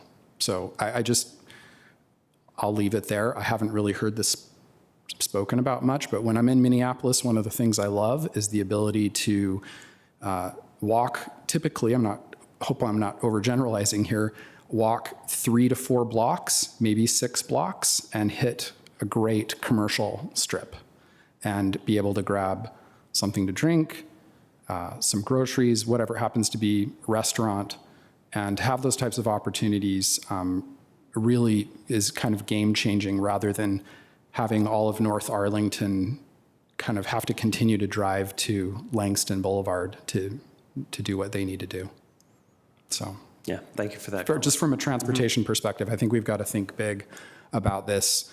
And if we've got our direction right, I don't see why we would want to pace ourselves. If we are worried about things, then we'll pace ourselves. I think that's incompatible, but that's my opinion. Thank you. Thank you. Commissioner Shan? Okay. Other questions? Yeah, Commissioner Locker. I wanted to discuss a little bit more about parking minimums and our current parking minimums and what we currently have for, we heard multifamily is 0.3 as a minimum. We we hear that for, single family, it's whatever it is. I think it's one dwelling unit, or sorry, let me, what I'd like to understand is how we can jump from that, our required minimums, to now having no minimums, and the kind of the ideology behind that, and maybe more for just discussion amongst other our commissioners. I'm just not clear if I can jump from having some sort of minimum to no minimums at all, and being able to recommend that would like to hear what other thoughts are on that. We were just reviewing a site plan, and I think the minimum was 0.3. Yeah, and that was for market rate housing, but isn't missing middle also? I mean, it's market rate, right? We're just allowing the market to decide what the. Right. Is that kind of your point? Yeah. So my point is, how are we getting from having a minimum of 0.3 for market rate units in, right now we were talking about Crystal City that has Metro and all of the other amenities, bikes, and now we are saying no minimums. I'm just not sure if I can get there, but I maybe want to get there. I'm just not sure. I can't see the connection at this point. I think Commissioner Schlatt sort of articulated it at the get-go, which was if you're making a minimum on a single lot of land in which you're not doing like building an underground parking garage, right? You're actually just providing the whole. If you're having to provide a parking garage on a single lot of, a couple garages on a single lot of land, you're all of a sudden getting rid of the living space that you would have on that land. So if we want to create space for families, but you're having to add a single car garage or a double car garage, you're getting there now that space is compressed. And so if you allow people to not have to build garages, which is to remove that minimum, then you give them the opportunity to actually provide housing for folks in the families that we're trying to encourage to live in those locations. And I understand that. I think that there still is, unfortunately, there still is a need for parking. So getting rid of it, I just can't seem to get to that point of that there's still going to be cars, especially. I don't think you get rid of the requirement for parking. No, I think people will make those market decisions, basically, on whether they can sell the land with parking or without it. And you're leaving it in their hands. I'm sorry. Yeah, Mr. Obakoya? Oh, thank you. Can you tell me who's? Commissioner Lantelmi, you want to, or both of them? Okay, I'll start with Commissioner Lantelmi. Yeah, sort of going back a little bit again off topic, it is parking, but in response to the question about having studied parking, the way I've looked at, parking in the other areas of the county and what the impact is going to be by missing middle on traffic. Here's the way I looked at it. Let's say you're right, that there is going to be a huge jump in the number of these units built. Instead of 100 per year, let's posit 2,000 a year. Assume like the county's 26 square miles, maybe 20 square miles are single family zone that would be missing middle. We're talking about 100 cars per square mile. 100 cars per square mile basically isn't going to be noticed. It's almost a rounding error to the amount of traffic that's generated on those streets. Even if they're not a grid, we have a very robust street network. As confusing as it may be, it's there and it works. Adding 100 cars in a square mile isn't going to move the needle as far as traffic goes. I certainly do hear you about wanting to have commercial areas salted around. That's the whole concept between 15-minute cities, which is a great idea, and we should be moving in that direction. But in order to have a 15-minute city, you have to have some density. And the only way to get that and make that commercial area, those commercial areas viable would be to have people who could actually get to them. So that's what I'm comfortable with this. I don't think that we need a full-blown traffic analysis. We really, when we do that for one of our apartment buildings that we do on a site plan, we'll have like 300 units. And even at a 0.3 ratio, we're adding 100 cars. And that's in one spot where there's already a lot of traffic, and we basically feel it doesn't matter. So that's why I'm not really concerned about the need, or I don't see a need for a full-blown traffic analysis on this, even taking a worst case scenario for the number of, or maybe best case scenario for how many units are being generated. Turning to parking, I think that we really should be discussing none to 1 per unit. And the reason for none, as others have mentioned, there are, in fact, and I know people who live in single-family houses that have no vehicles whatsoever. Almost all of our lots have at least space on the curb for 1 or 2 cars. So we have that already there on the street. If it's close to a subway, maybe they won't need to have off-street parking. If it's in far north Arlington or way off in South Arlington, away from either the buses or the subway, a lot of those streets have a lot of empty parking that maybe wouldn't need it there anyway because there's so much street parking. And that's why I think the marketplace in a no minimum could in fact work, though I fully appreciate people's nervousness about it because we haven't experimented with it yet. So, I think it's worth discussing whether it'll go through. I tend to doubt it, but I think it is definitely worth having as one of the options. Anyway, that's my editorial comment for this. Thank you. Thank you. Chairman Slatt. Thanks. Yeah, I wanted to address both Commissioner Ludlow's topic of conversation and also Commissioner Locker's. First off, I do think when we talk about smart growth and like how we are growing in a way that is sustainable, it's important to remember that missing middle is not that dense. We're not talking about mid-rises. We're not talking about high rises. I would say that there is no place in Arlington County that isn't appropriate for a 4-plex or an 8-plex. These are people who are still, every lot in Arlington is still reasonably close to, a commute into DC, is still reasonably close to getting to transit, is still reasonably close to, being able to at least bike, if not walk, to a commercial area. And to some extent, with more density will come the possibility to support more commercial. And I would say personally, I would love to team up with Commissioner Ludlow. I think our next, one of our next zoning things should be to re-legalize the corner store in Arlington County. And that would be a great gateway into getting some commercial into parts of Arlington that don't currently have it. I will also say, the parts of Arlington that don't have great transit because there aren't enough people there to support it. And so part of, moving forward with missing middle may mean that some of those neighborhoods finally have enough people to support some good, bus routes and that sort of thing. And that benefits everybody in the neighborhood, not just the people in the new expanded housing options.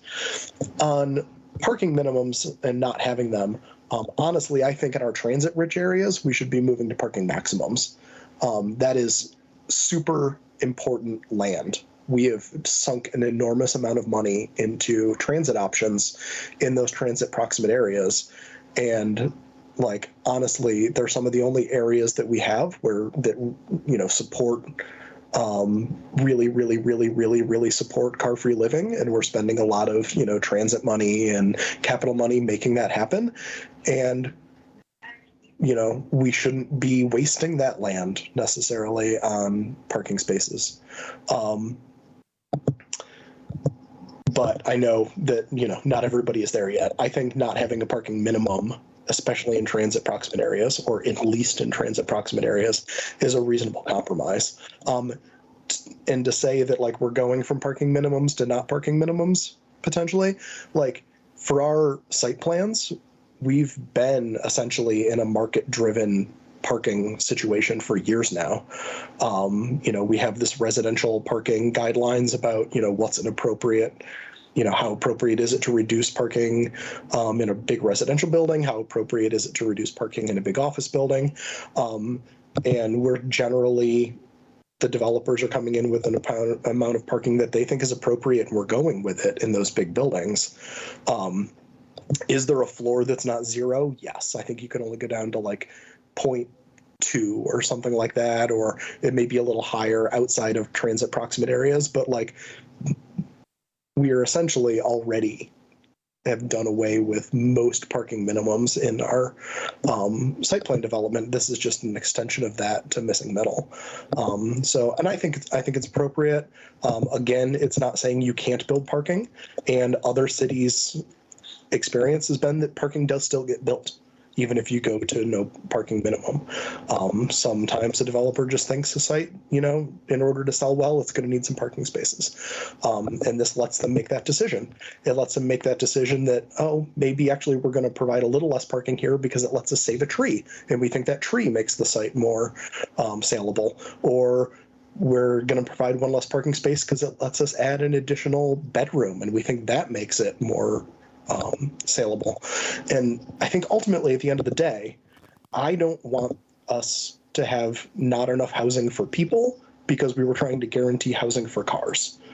Like, we need places for people to live, and that means there's fewer places for cars to live. I'm okay with that. Thank you. Thank you, Chairman Slat. I'm glad you mentioned the parking maximums, because that's exactly where my head was going as we were having the conversation about releasing the minimums. It feels like that's something to consider going forward in certain locations. I know Commissioner Terry had a question. I'm curious, how did you define transit when you were looking at the proximity? And really, does it include safe biking access and or safe walking access, pedestrian access? Yeah, so let me share the map that I had earlier.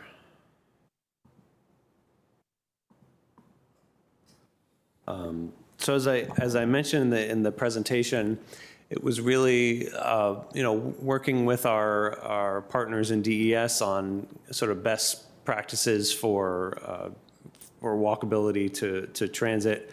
But we used a 3/4 mile radius from Metro Rail, half mile from the Premium Transit Network, and the Premium Transit Network, I think you were talking earlier about the Columbia Pike. That's one of the main pieces of that network, and then the other one is the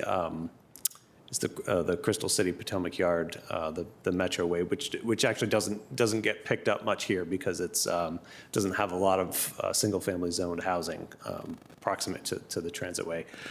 And then the light green area on this map is the primary transit network, and so these are all defined in the master transportation plan. They're not specific bus routes, but they're within the master transportation plan, saying it's the county's policy to invest in these transit corridors. And recognizing, you can see the radius gets smaller as you go from heavy rail to the premium transit to the primary transit network, which is mostly buses. So it was really considering the quality of transit, the frequency of transit. Obviously, that changes from year to year. So looking at the master transportation plan, which is our long-range plan for this is where, as a county, we want to invest the most dollars in transit and have the highest quality transit service based on it.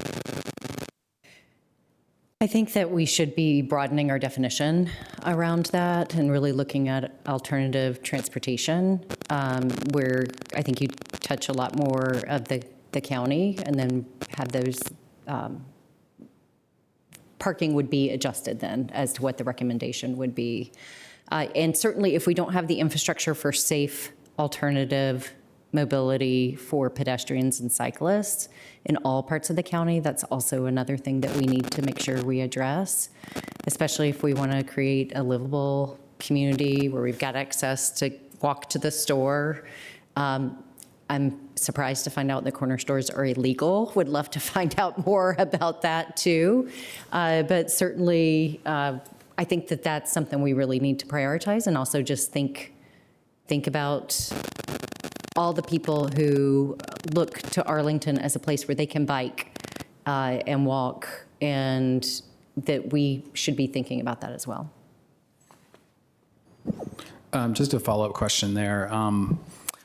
This is a really great map in terms of illustrating what some of these radii look like. To what extent have staff kind of ground truthed this against the data in terms of how people are actually behaving, what type of transportation they're consuming, how are they moving? I know there's like the ACS, the American Community Survey, and there's some other things I know you periodically do some work, but I guess maybe this is my research bias. I like research. I feel like I need more information, and what is the stated preference of the users of the system? Have you interviewed developers and done consultations with developers to understand how they view parking and what they would provide under different scenarios and different circumstances? Because otherwise, I feel like, again, like we're flying a little bit blind. If you've done that, great. I'd love to learn more. So I think at the level of detail that you're talking about, we haven't done that. It's more relying on standard industry best practices for walkability from various transit options, which is usually used in terms of where high density should be located, but also can be used as a proxy for obviously having better transit options. You're less likely to need a car, or for a family to need multiple cars. So really, just really kind of looking at, like I said, best practices, but not getting into the ACS level, which I'm not sure that the data is even there to drill down to the level that I think you would like. And I think you had another question. That's all. Okay. I just wanted to know how deep you'd gone, because I've heard about the quarter mile and the half a mile for 20 years, and I've always been curious about the degree to which humans actually observe those radii, and when they use their cars and when they use their bikes and when they walk. And if we're provisioning transportation systems to accommodate a greater number of choices, equitable access, and all the other goals and visions espoused in the Master Transportation Plan, I think we need that kind of information, or at least I would like it, as we're making kind of watershed decisions. Right. Well, and I think to that, again, going back to the conversation of minimums, we're talking about minimums. And so if, the blue circle is maybe a little bit too big, then a developer will recognize that, or if there's some other barrier to walkability or to being able to get to that transit network, the builder will recognize that, and the person who wants to live in that house will recognize that, right? And if you're a household that needs one car or needs two cars, you will find a housing option that accommodates that need. And the discussion about minimums is really about, should we be requiring that if it's not necessarily needed, if there's a market, if there are people who don't need a car, should we require that parking space to be there on the site? Commissioner Marajovic. Yeah, thank you. Yeah, I wanted to respond to Commissioner Locker's concerns, and they're concerns that a lot of people have as well when you have a conversation with anybody in the community. And I think what's important, at least the way that I look at it, and Chairman Slatt already talked about it, is that this does not preclude people from building parking.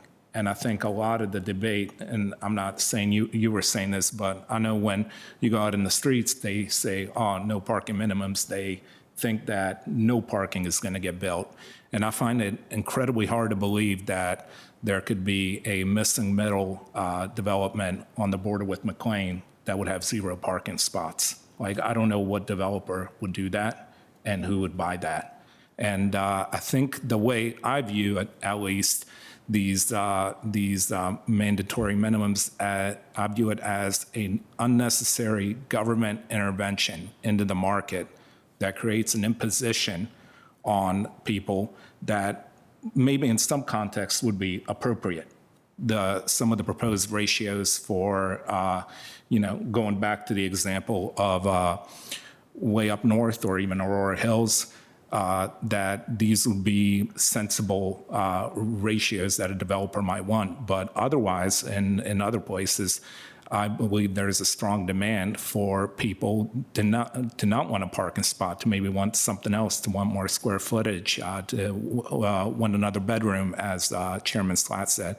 And so that's why I think we need to give the option for people to build that parking, but not mandate it. So that's how I view it. Thank you. We have a hand up from Chairman Slatt. Thank you. I had a process question for Mr. Ladd. When we originally talked about Missing Middle coming to Transportation Commission, there was a thought that staff would only be able to come to TC once. And should that be at the RTA stage or at the adoption stage? And I believe we requested the adoption stage. But here you are, and we are still at RTA. Is the thought that staff will be back for a final recommendation from the Transportation Commission on Missing Middle? I won't commit to anything, but it's likely that we probably would. We wanted to come here for the RTA, and particularly for you to take action, recognizing that the Planning Commission took some action related to the parking requirements, and I think this has been a good discussion. But as I want to reiterate from my presentation, the purpose of tonight is what should be on the table for the county board to consider. And so it's not necessarily should the parking policy for expanded housing option development be no minimum parking requirement anywhere or no minimum parking requirement near transit. It's should the county board advertise that so that this conversation can continue into February and March. Yeah, and that's why I'm asking, is I'm happy to make a recommendation right now that is just about the options that should be in the advertisement.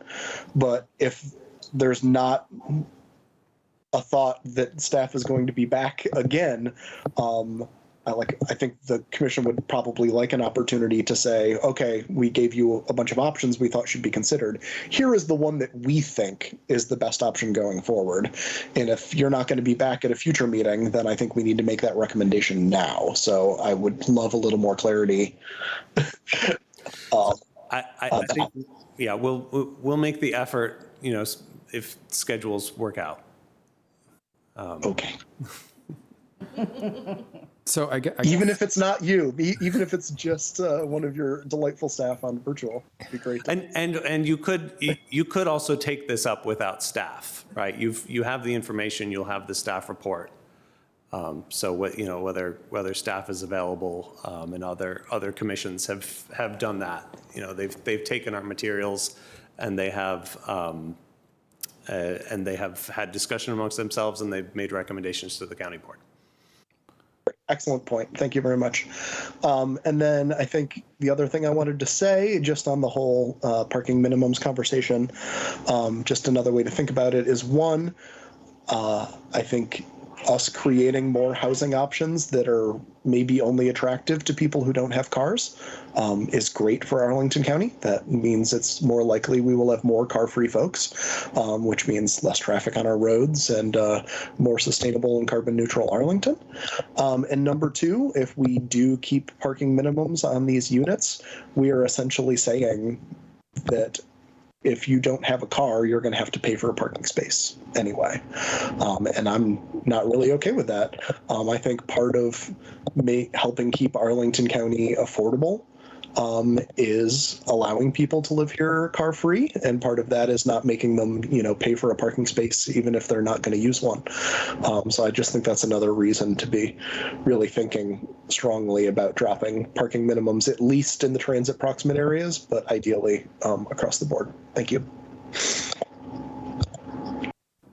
Thank you. Any other comments from the commissioners? So Commissioner Slatt, I think your comments are 100% appropriate in the areas of the county, again, that can support a car-free lifestyle. But I think it's undeniable that Missing Middle will add cars. Commissioner Lantelmi doesn't think it'll be many. But over time, it will be cars, more people living in, at this point, auto-dependent parts of the county. And I don't think we know how to net that out in terms of where we'll be in terms of car-free and carbon. So I just don't want us to paint too Pollyanna-ish of a picture of this, because I don't think we know. Fair enough. So. Okay, thank you. I think we're ready for a motion. Chairman Slatt, do you want to make the motion?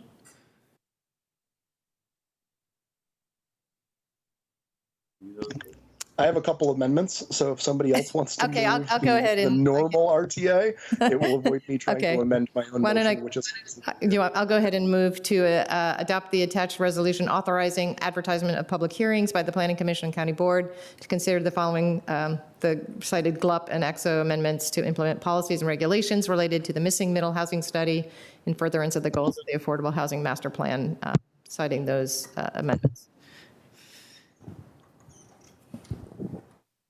Second. Thank you. awesome. And then I will move essentially the Planning Commission's motions as well.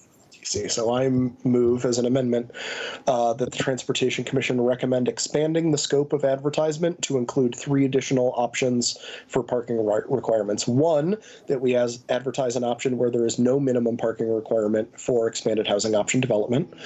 2, an option where there is no minimum parking requirement only for transit proximate expanded housing option development sites. And 3, that we advertise an option where there is no minimum parking requirement if the number of required spaces equals the number of curb cuts. I'll second that. Second. So I will just say on that again, that this is just giving the county board options. If they don't advertise an option, then they can't do it, essentially, when we get to final adoption. So it is certainly reasonable to vote to advertise something that you're not convinced you could actually vote for as a final recommendation. But I think personally, I am in a space where I would like a combination of 2 and 3. I would like to see no minimum parking requirement for transit proximate sites, and I would also like to see no minimum parking requirement if the number of required spaces equals the number of curb cuts. But I would like the board to have the option to just advertise to just adopt no parking requirement at all. And we didn't talk much about the curb cut thing. For those who may not have be like wondering what on earth that conversation is about, it's essentially recognizing this notion that when you add a new curb cut, you are essentially taking away a shared on-street parking space. And so we wouldn't want to add a new curb cut that takes away a new shared parking space, a shared parking on-street parking space, just to create a private off-street one. So that's where that's coming from. Thank you. Any other conversation on the proposed amendment? I think it's a very good idea to add additional depth and options for consideration if we're pushing this forward for public hearing. I still do not believe we've got enough information here to make a good decision in terms of the broad sweeping change this could make for our county, including the points that I made earlier about retail, about really understanding parking demand, about knowing what developers would potentially do under different scenarios and different situations. So I'm still having a lot of trouble with this. I may be okay to vote for this to go out to be reviewed and to go to public hearing as part of this deliberative process, but I don't think we are really as ready as we could be or should be. Maybe we never will be. But that's just how I'm feeling. So let me just put that on the record. But I do like the options. And I think there's a lot more work that needs to be done to get this right. Yeah, Commissioner Price. No, I actually just want to say it's a long time coming since we're able to vote on any kind of development project with a request for no parking minimums. And I'm just thankful for the chairman for making the motion. I think the Planning Commission, what they did was brilliant. I commend it. And to Commissioner Ludlow, I think by moving this to advertisement, I think you should definitely consider coming back to the board and bringing those points forward as part of a final missing middle housing project. I think that is the forum with which you need to bring that to. This And I think, I agree. I don't necessarily think it is the purpose of Missing Middle at this point to build a combination of housing and commercial areas. But I think it's a good idea to get that discussion going. Thank you. Are we ready to vote on the amendment? Yes. All right. Hold on, I have one more. Go ahead.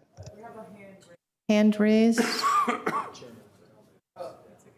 He took his hand down. Okay, thank you. You can go ahead, Chairman.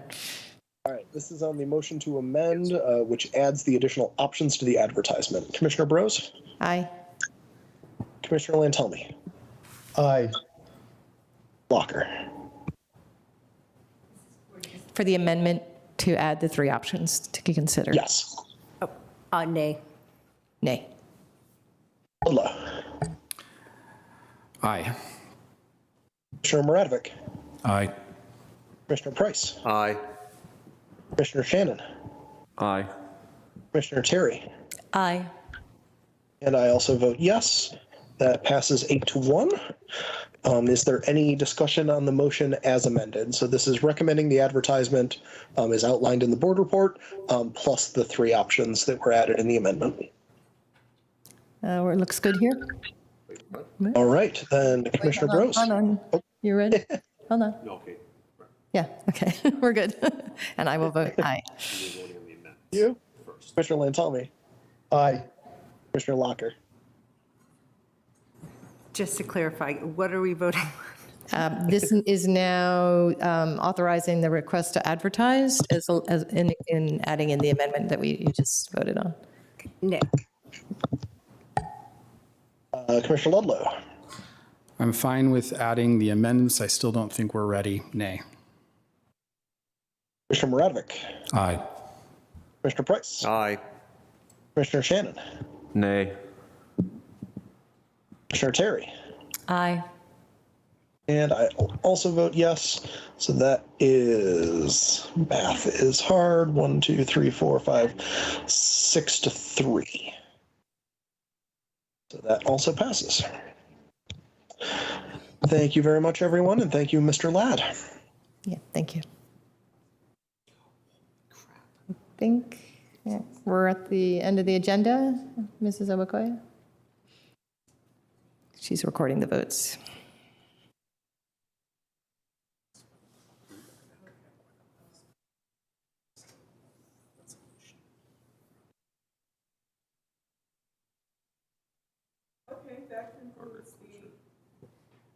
That concludes the agenda item, and we can move on to other business that was not on the agenda.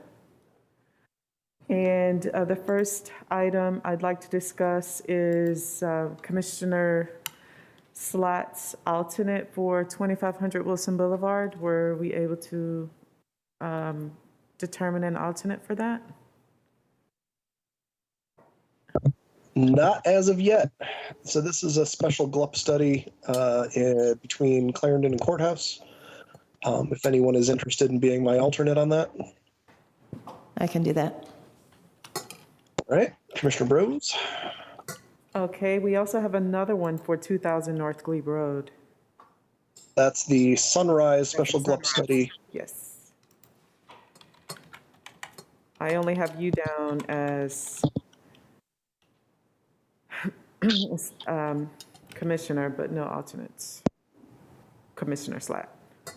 So that's on Glebe, north of Ballston, near Mount Olivet United Methodist Church, south of Langston Boulevard. Yes, sir. Anyone interested in being the alternate on that? Oh, y'all go ahead. I'll do it. Okay. So. Thank you. Okay, got it. Okay, and then I have another item that is outstanding, and that is we need to discuss what meetings will be in person and which ones will be virtual, and that's a discussion for you all. So I have all the meetings set up as in person at the moment. Chairman, do you have a recommendation about the time when we have virtual versus non-virtual meetings? So we have at least 2 that we can do all virtual. I would highly recommend that we make our December meeting, which is actually on November 30th, all virtual to make it, everybody's a little busy at that time of year. Just make it easier for everybody. In the past, it's been my thought that we wanted to kind of keep the other one in our back pocket, in case we got into a thing where we couldn't make quorum. But given the need to advertise the meeting as being all virtual, I'm finding that we don't know that we're going to have trouble meeting quorum until after we would have had to advertise the meeting. So if folks have another thought about another meeting that should be all virtual, I'm not opposed to going ahead and putting that on the calendar. Perhaps the July meeting, which is in late June, but I don't feel strongly. Yeah, the summer meeting is the only one I'd have thought about, but I think we could, I'm just as happy leaving it in reserve. No strong feelings here in the room. All right, my inclination then is we're gonna hold on to that second one, and if we haven't needed it by July, well, maybe we'll go ahead and flip that July 1 to virtual. Does that seem reasonable? Yeah, nodding heads. All right. And that is all I have. If there's any other discussion on anything else, that's it. I think that's all I've got. Many thanks, Commissioner Brose, for managing the conversation for me, and I look forward to seeing you all healthy next month. We wish you speedy recovery, Chairman. A little better. Thank you. Then we're adjourned. Good night, everybody. Thank you.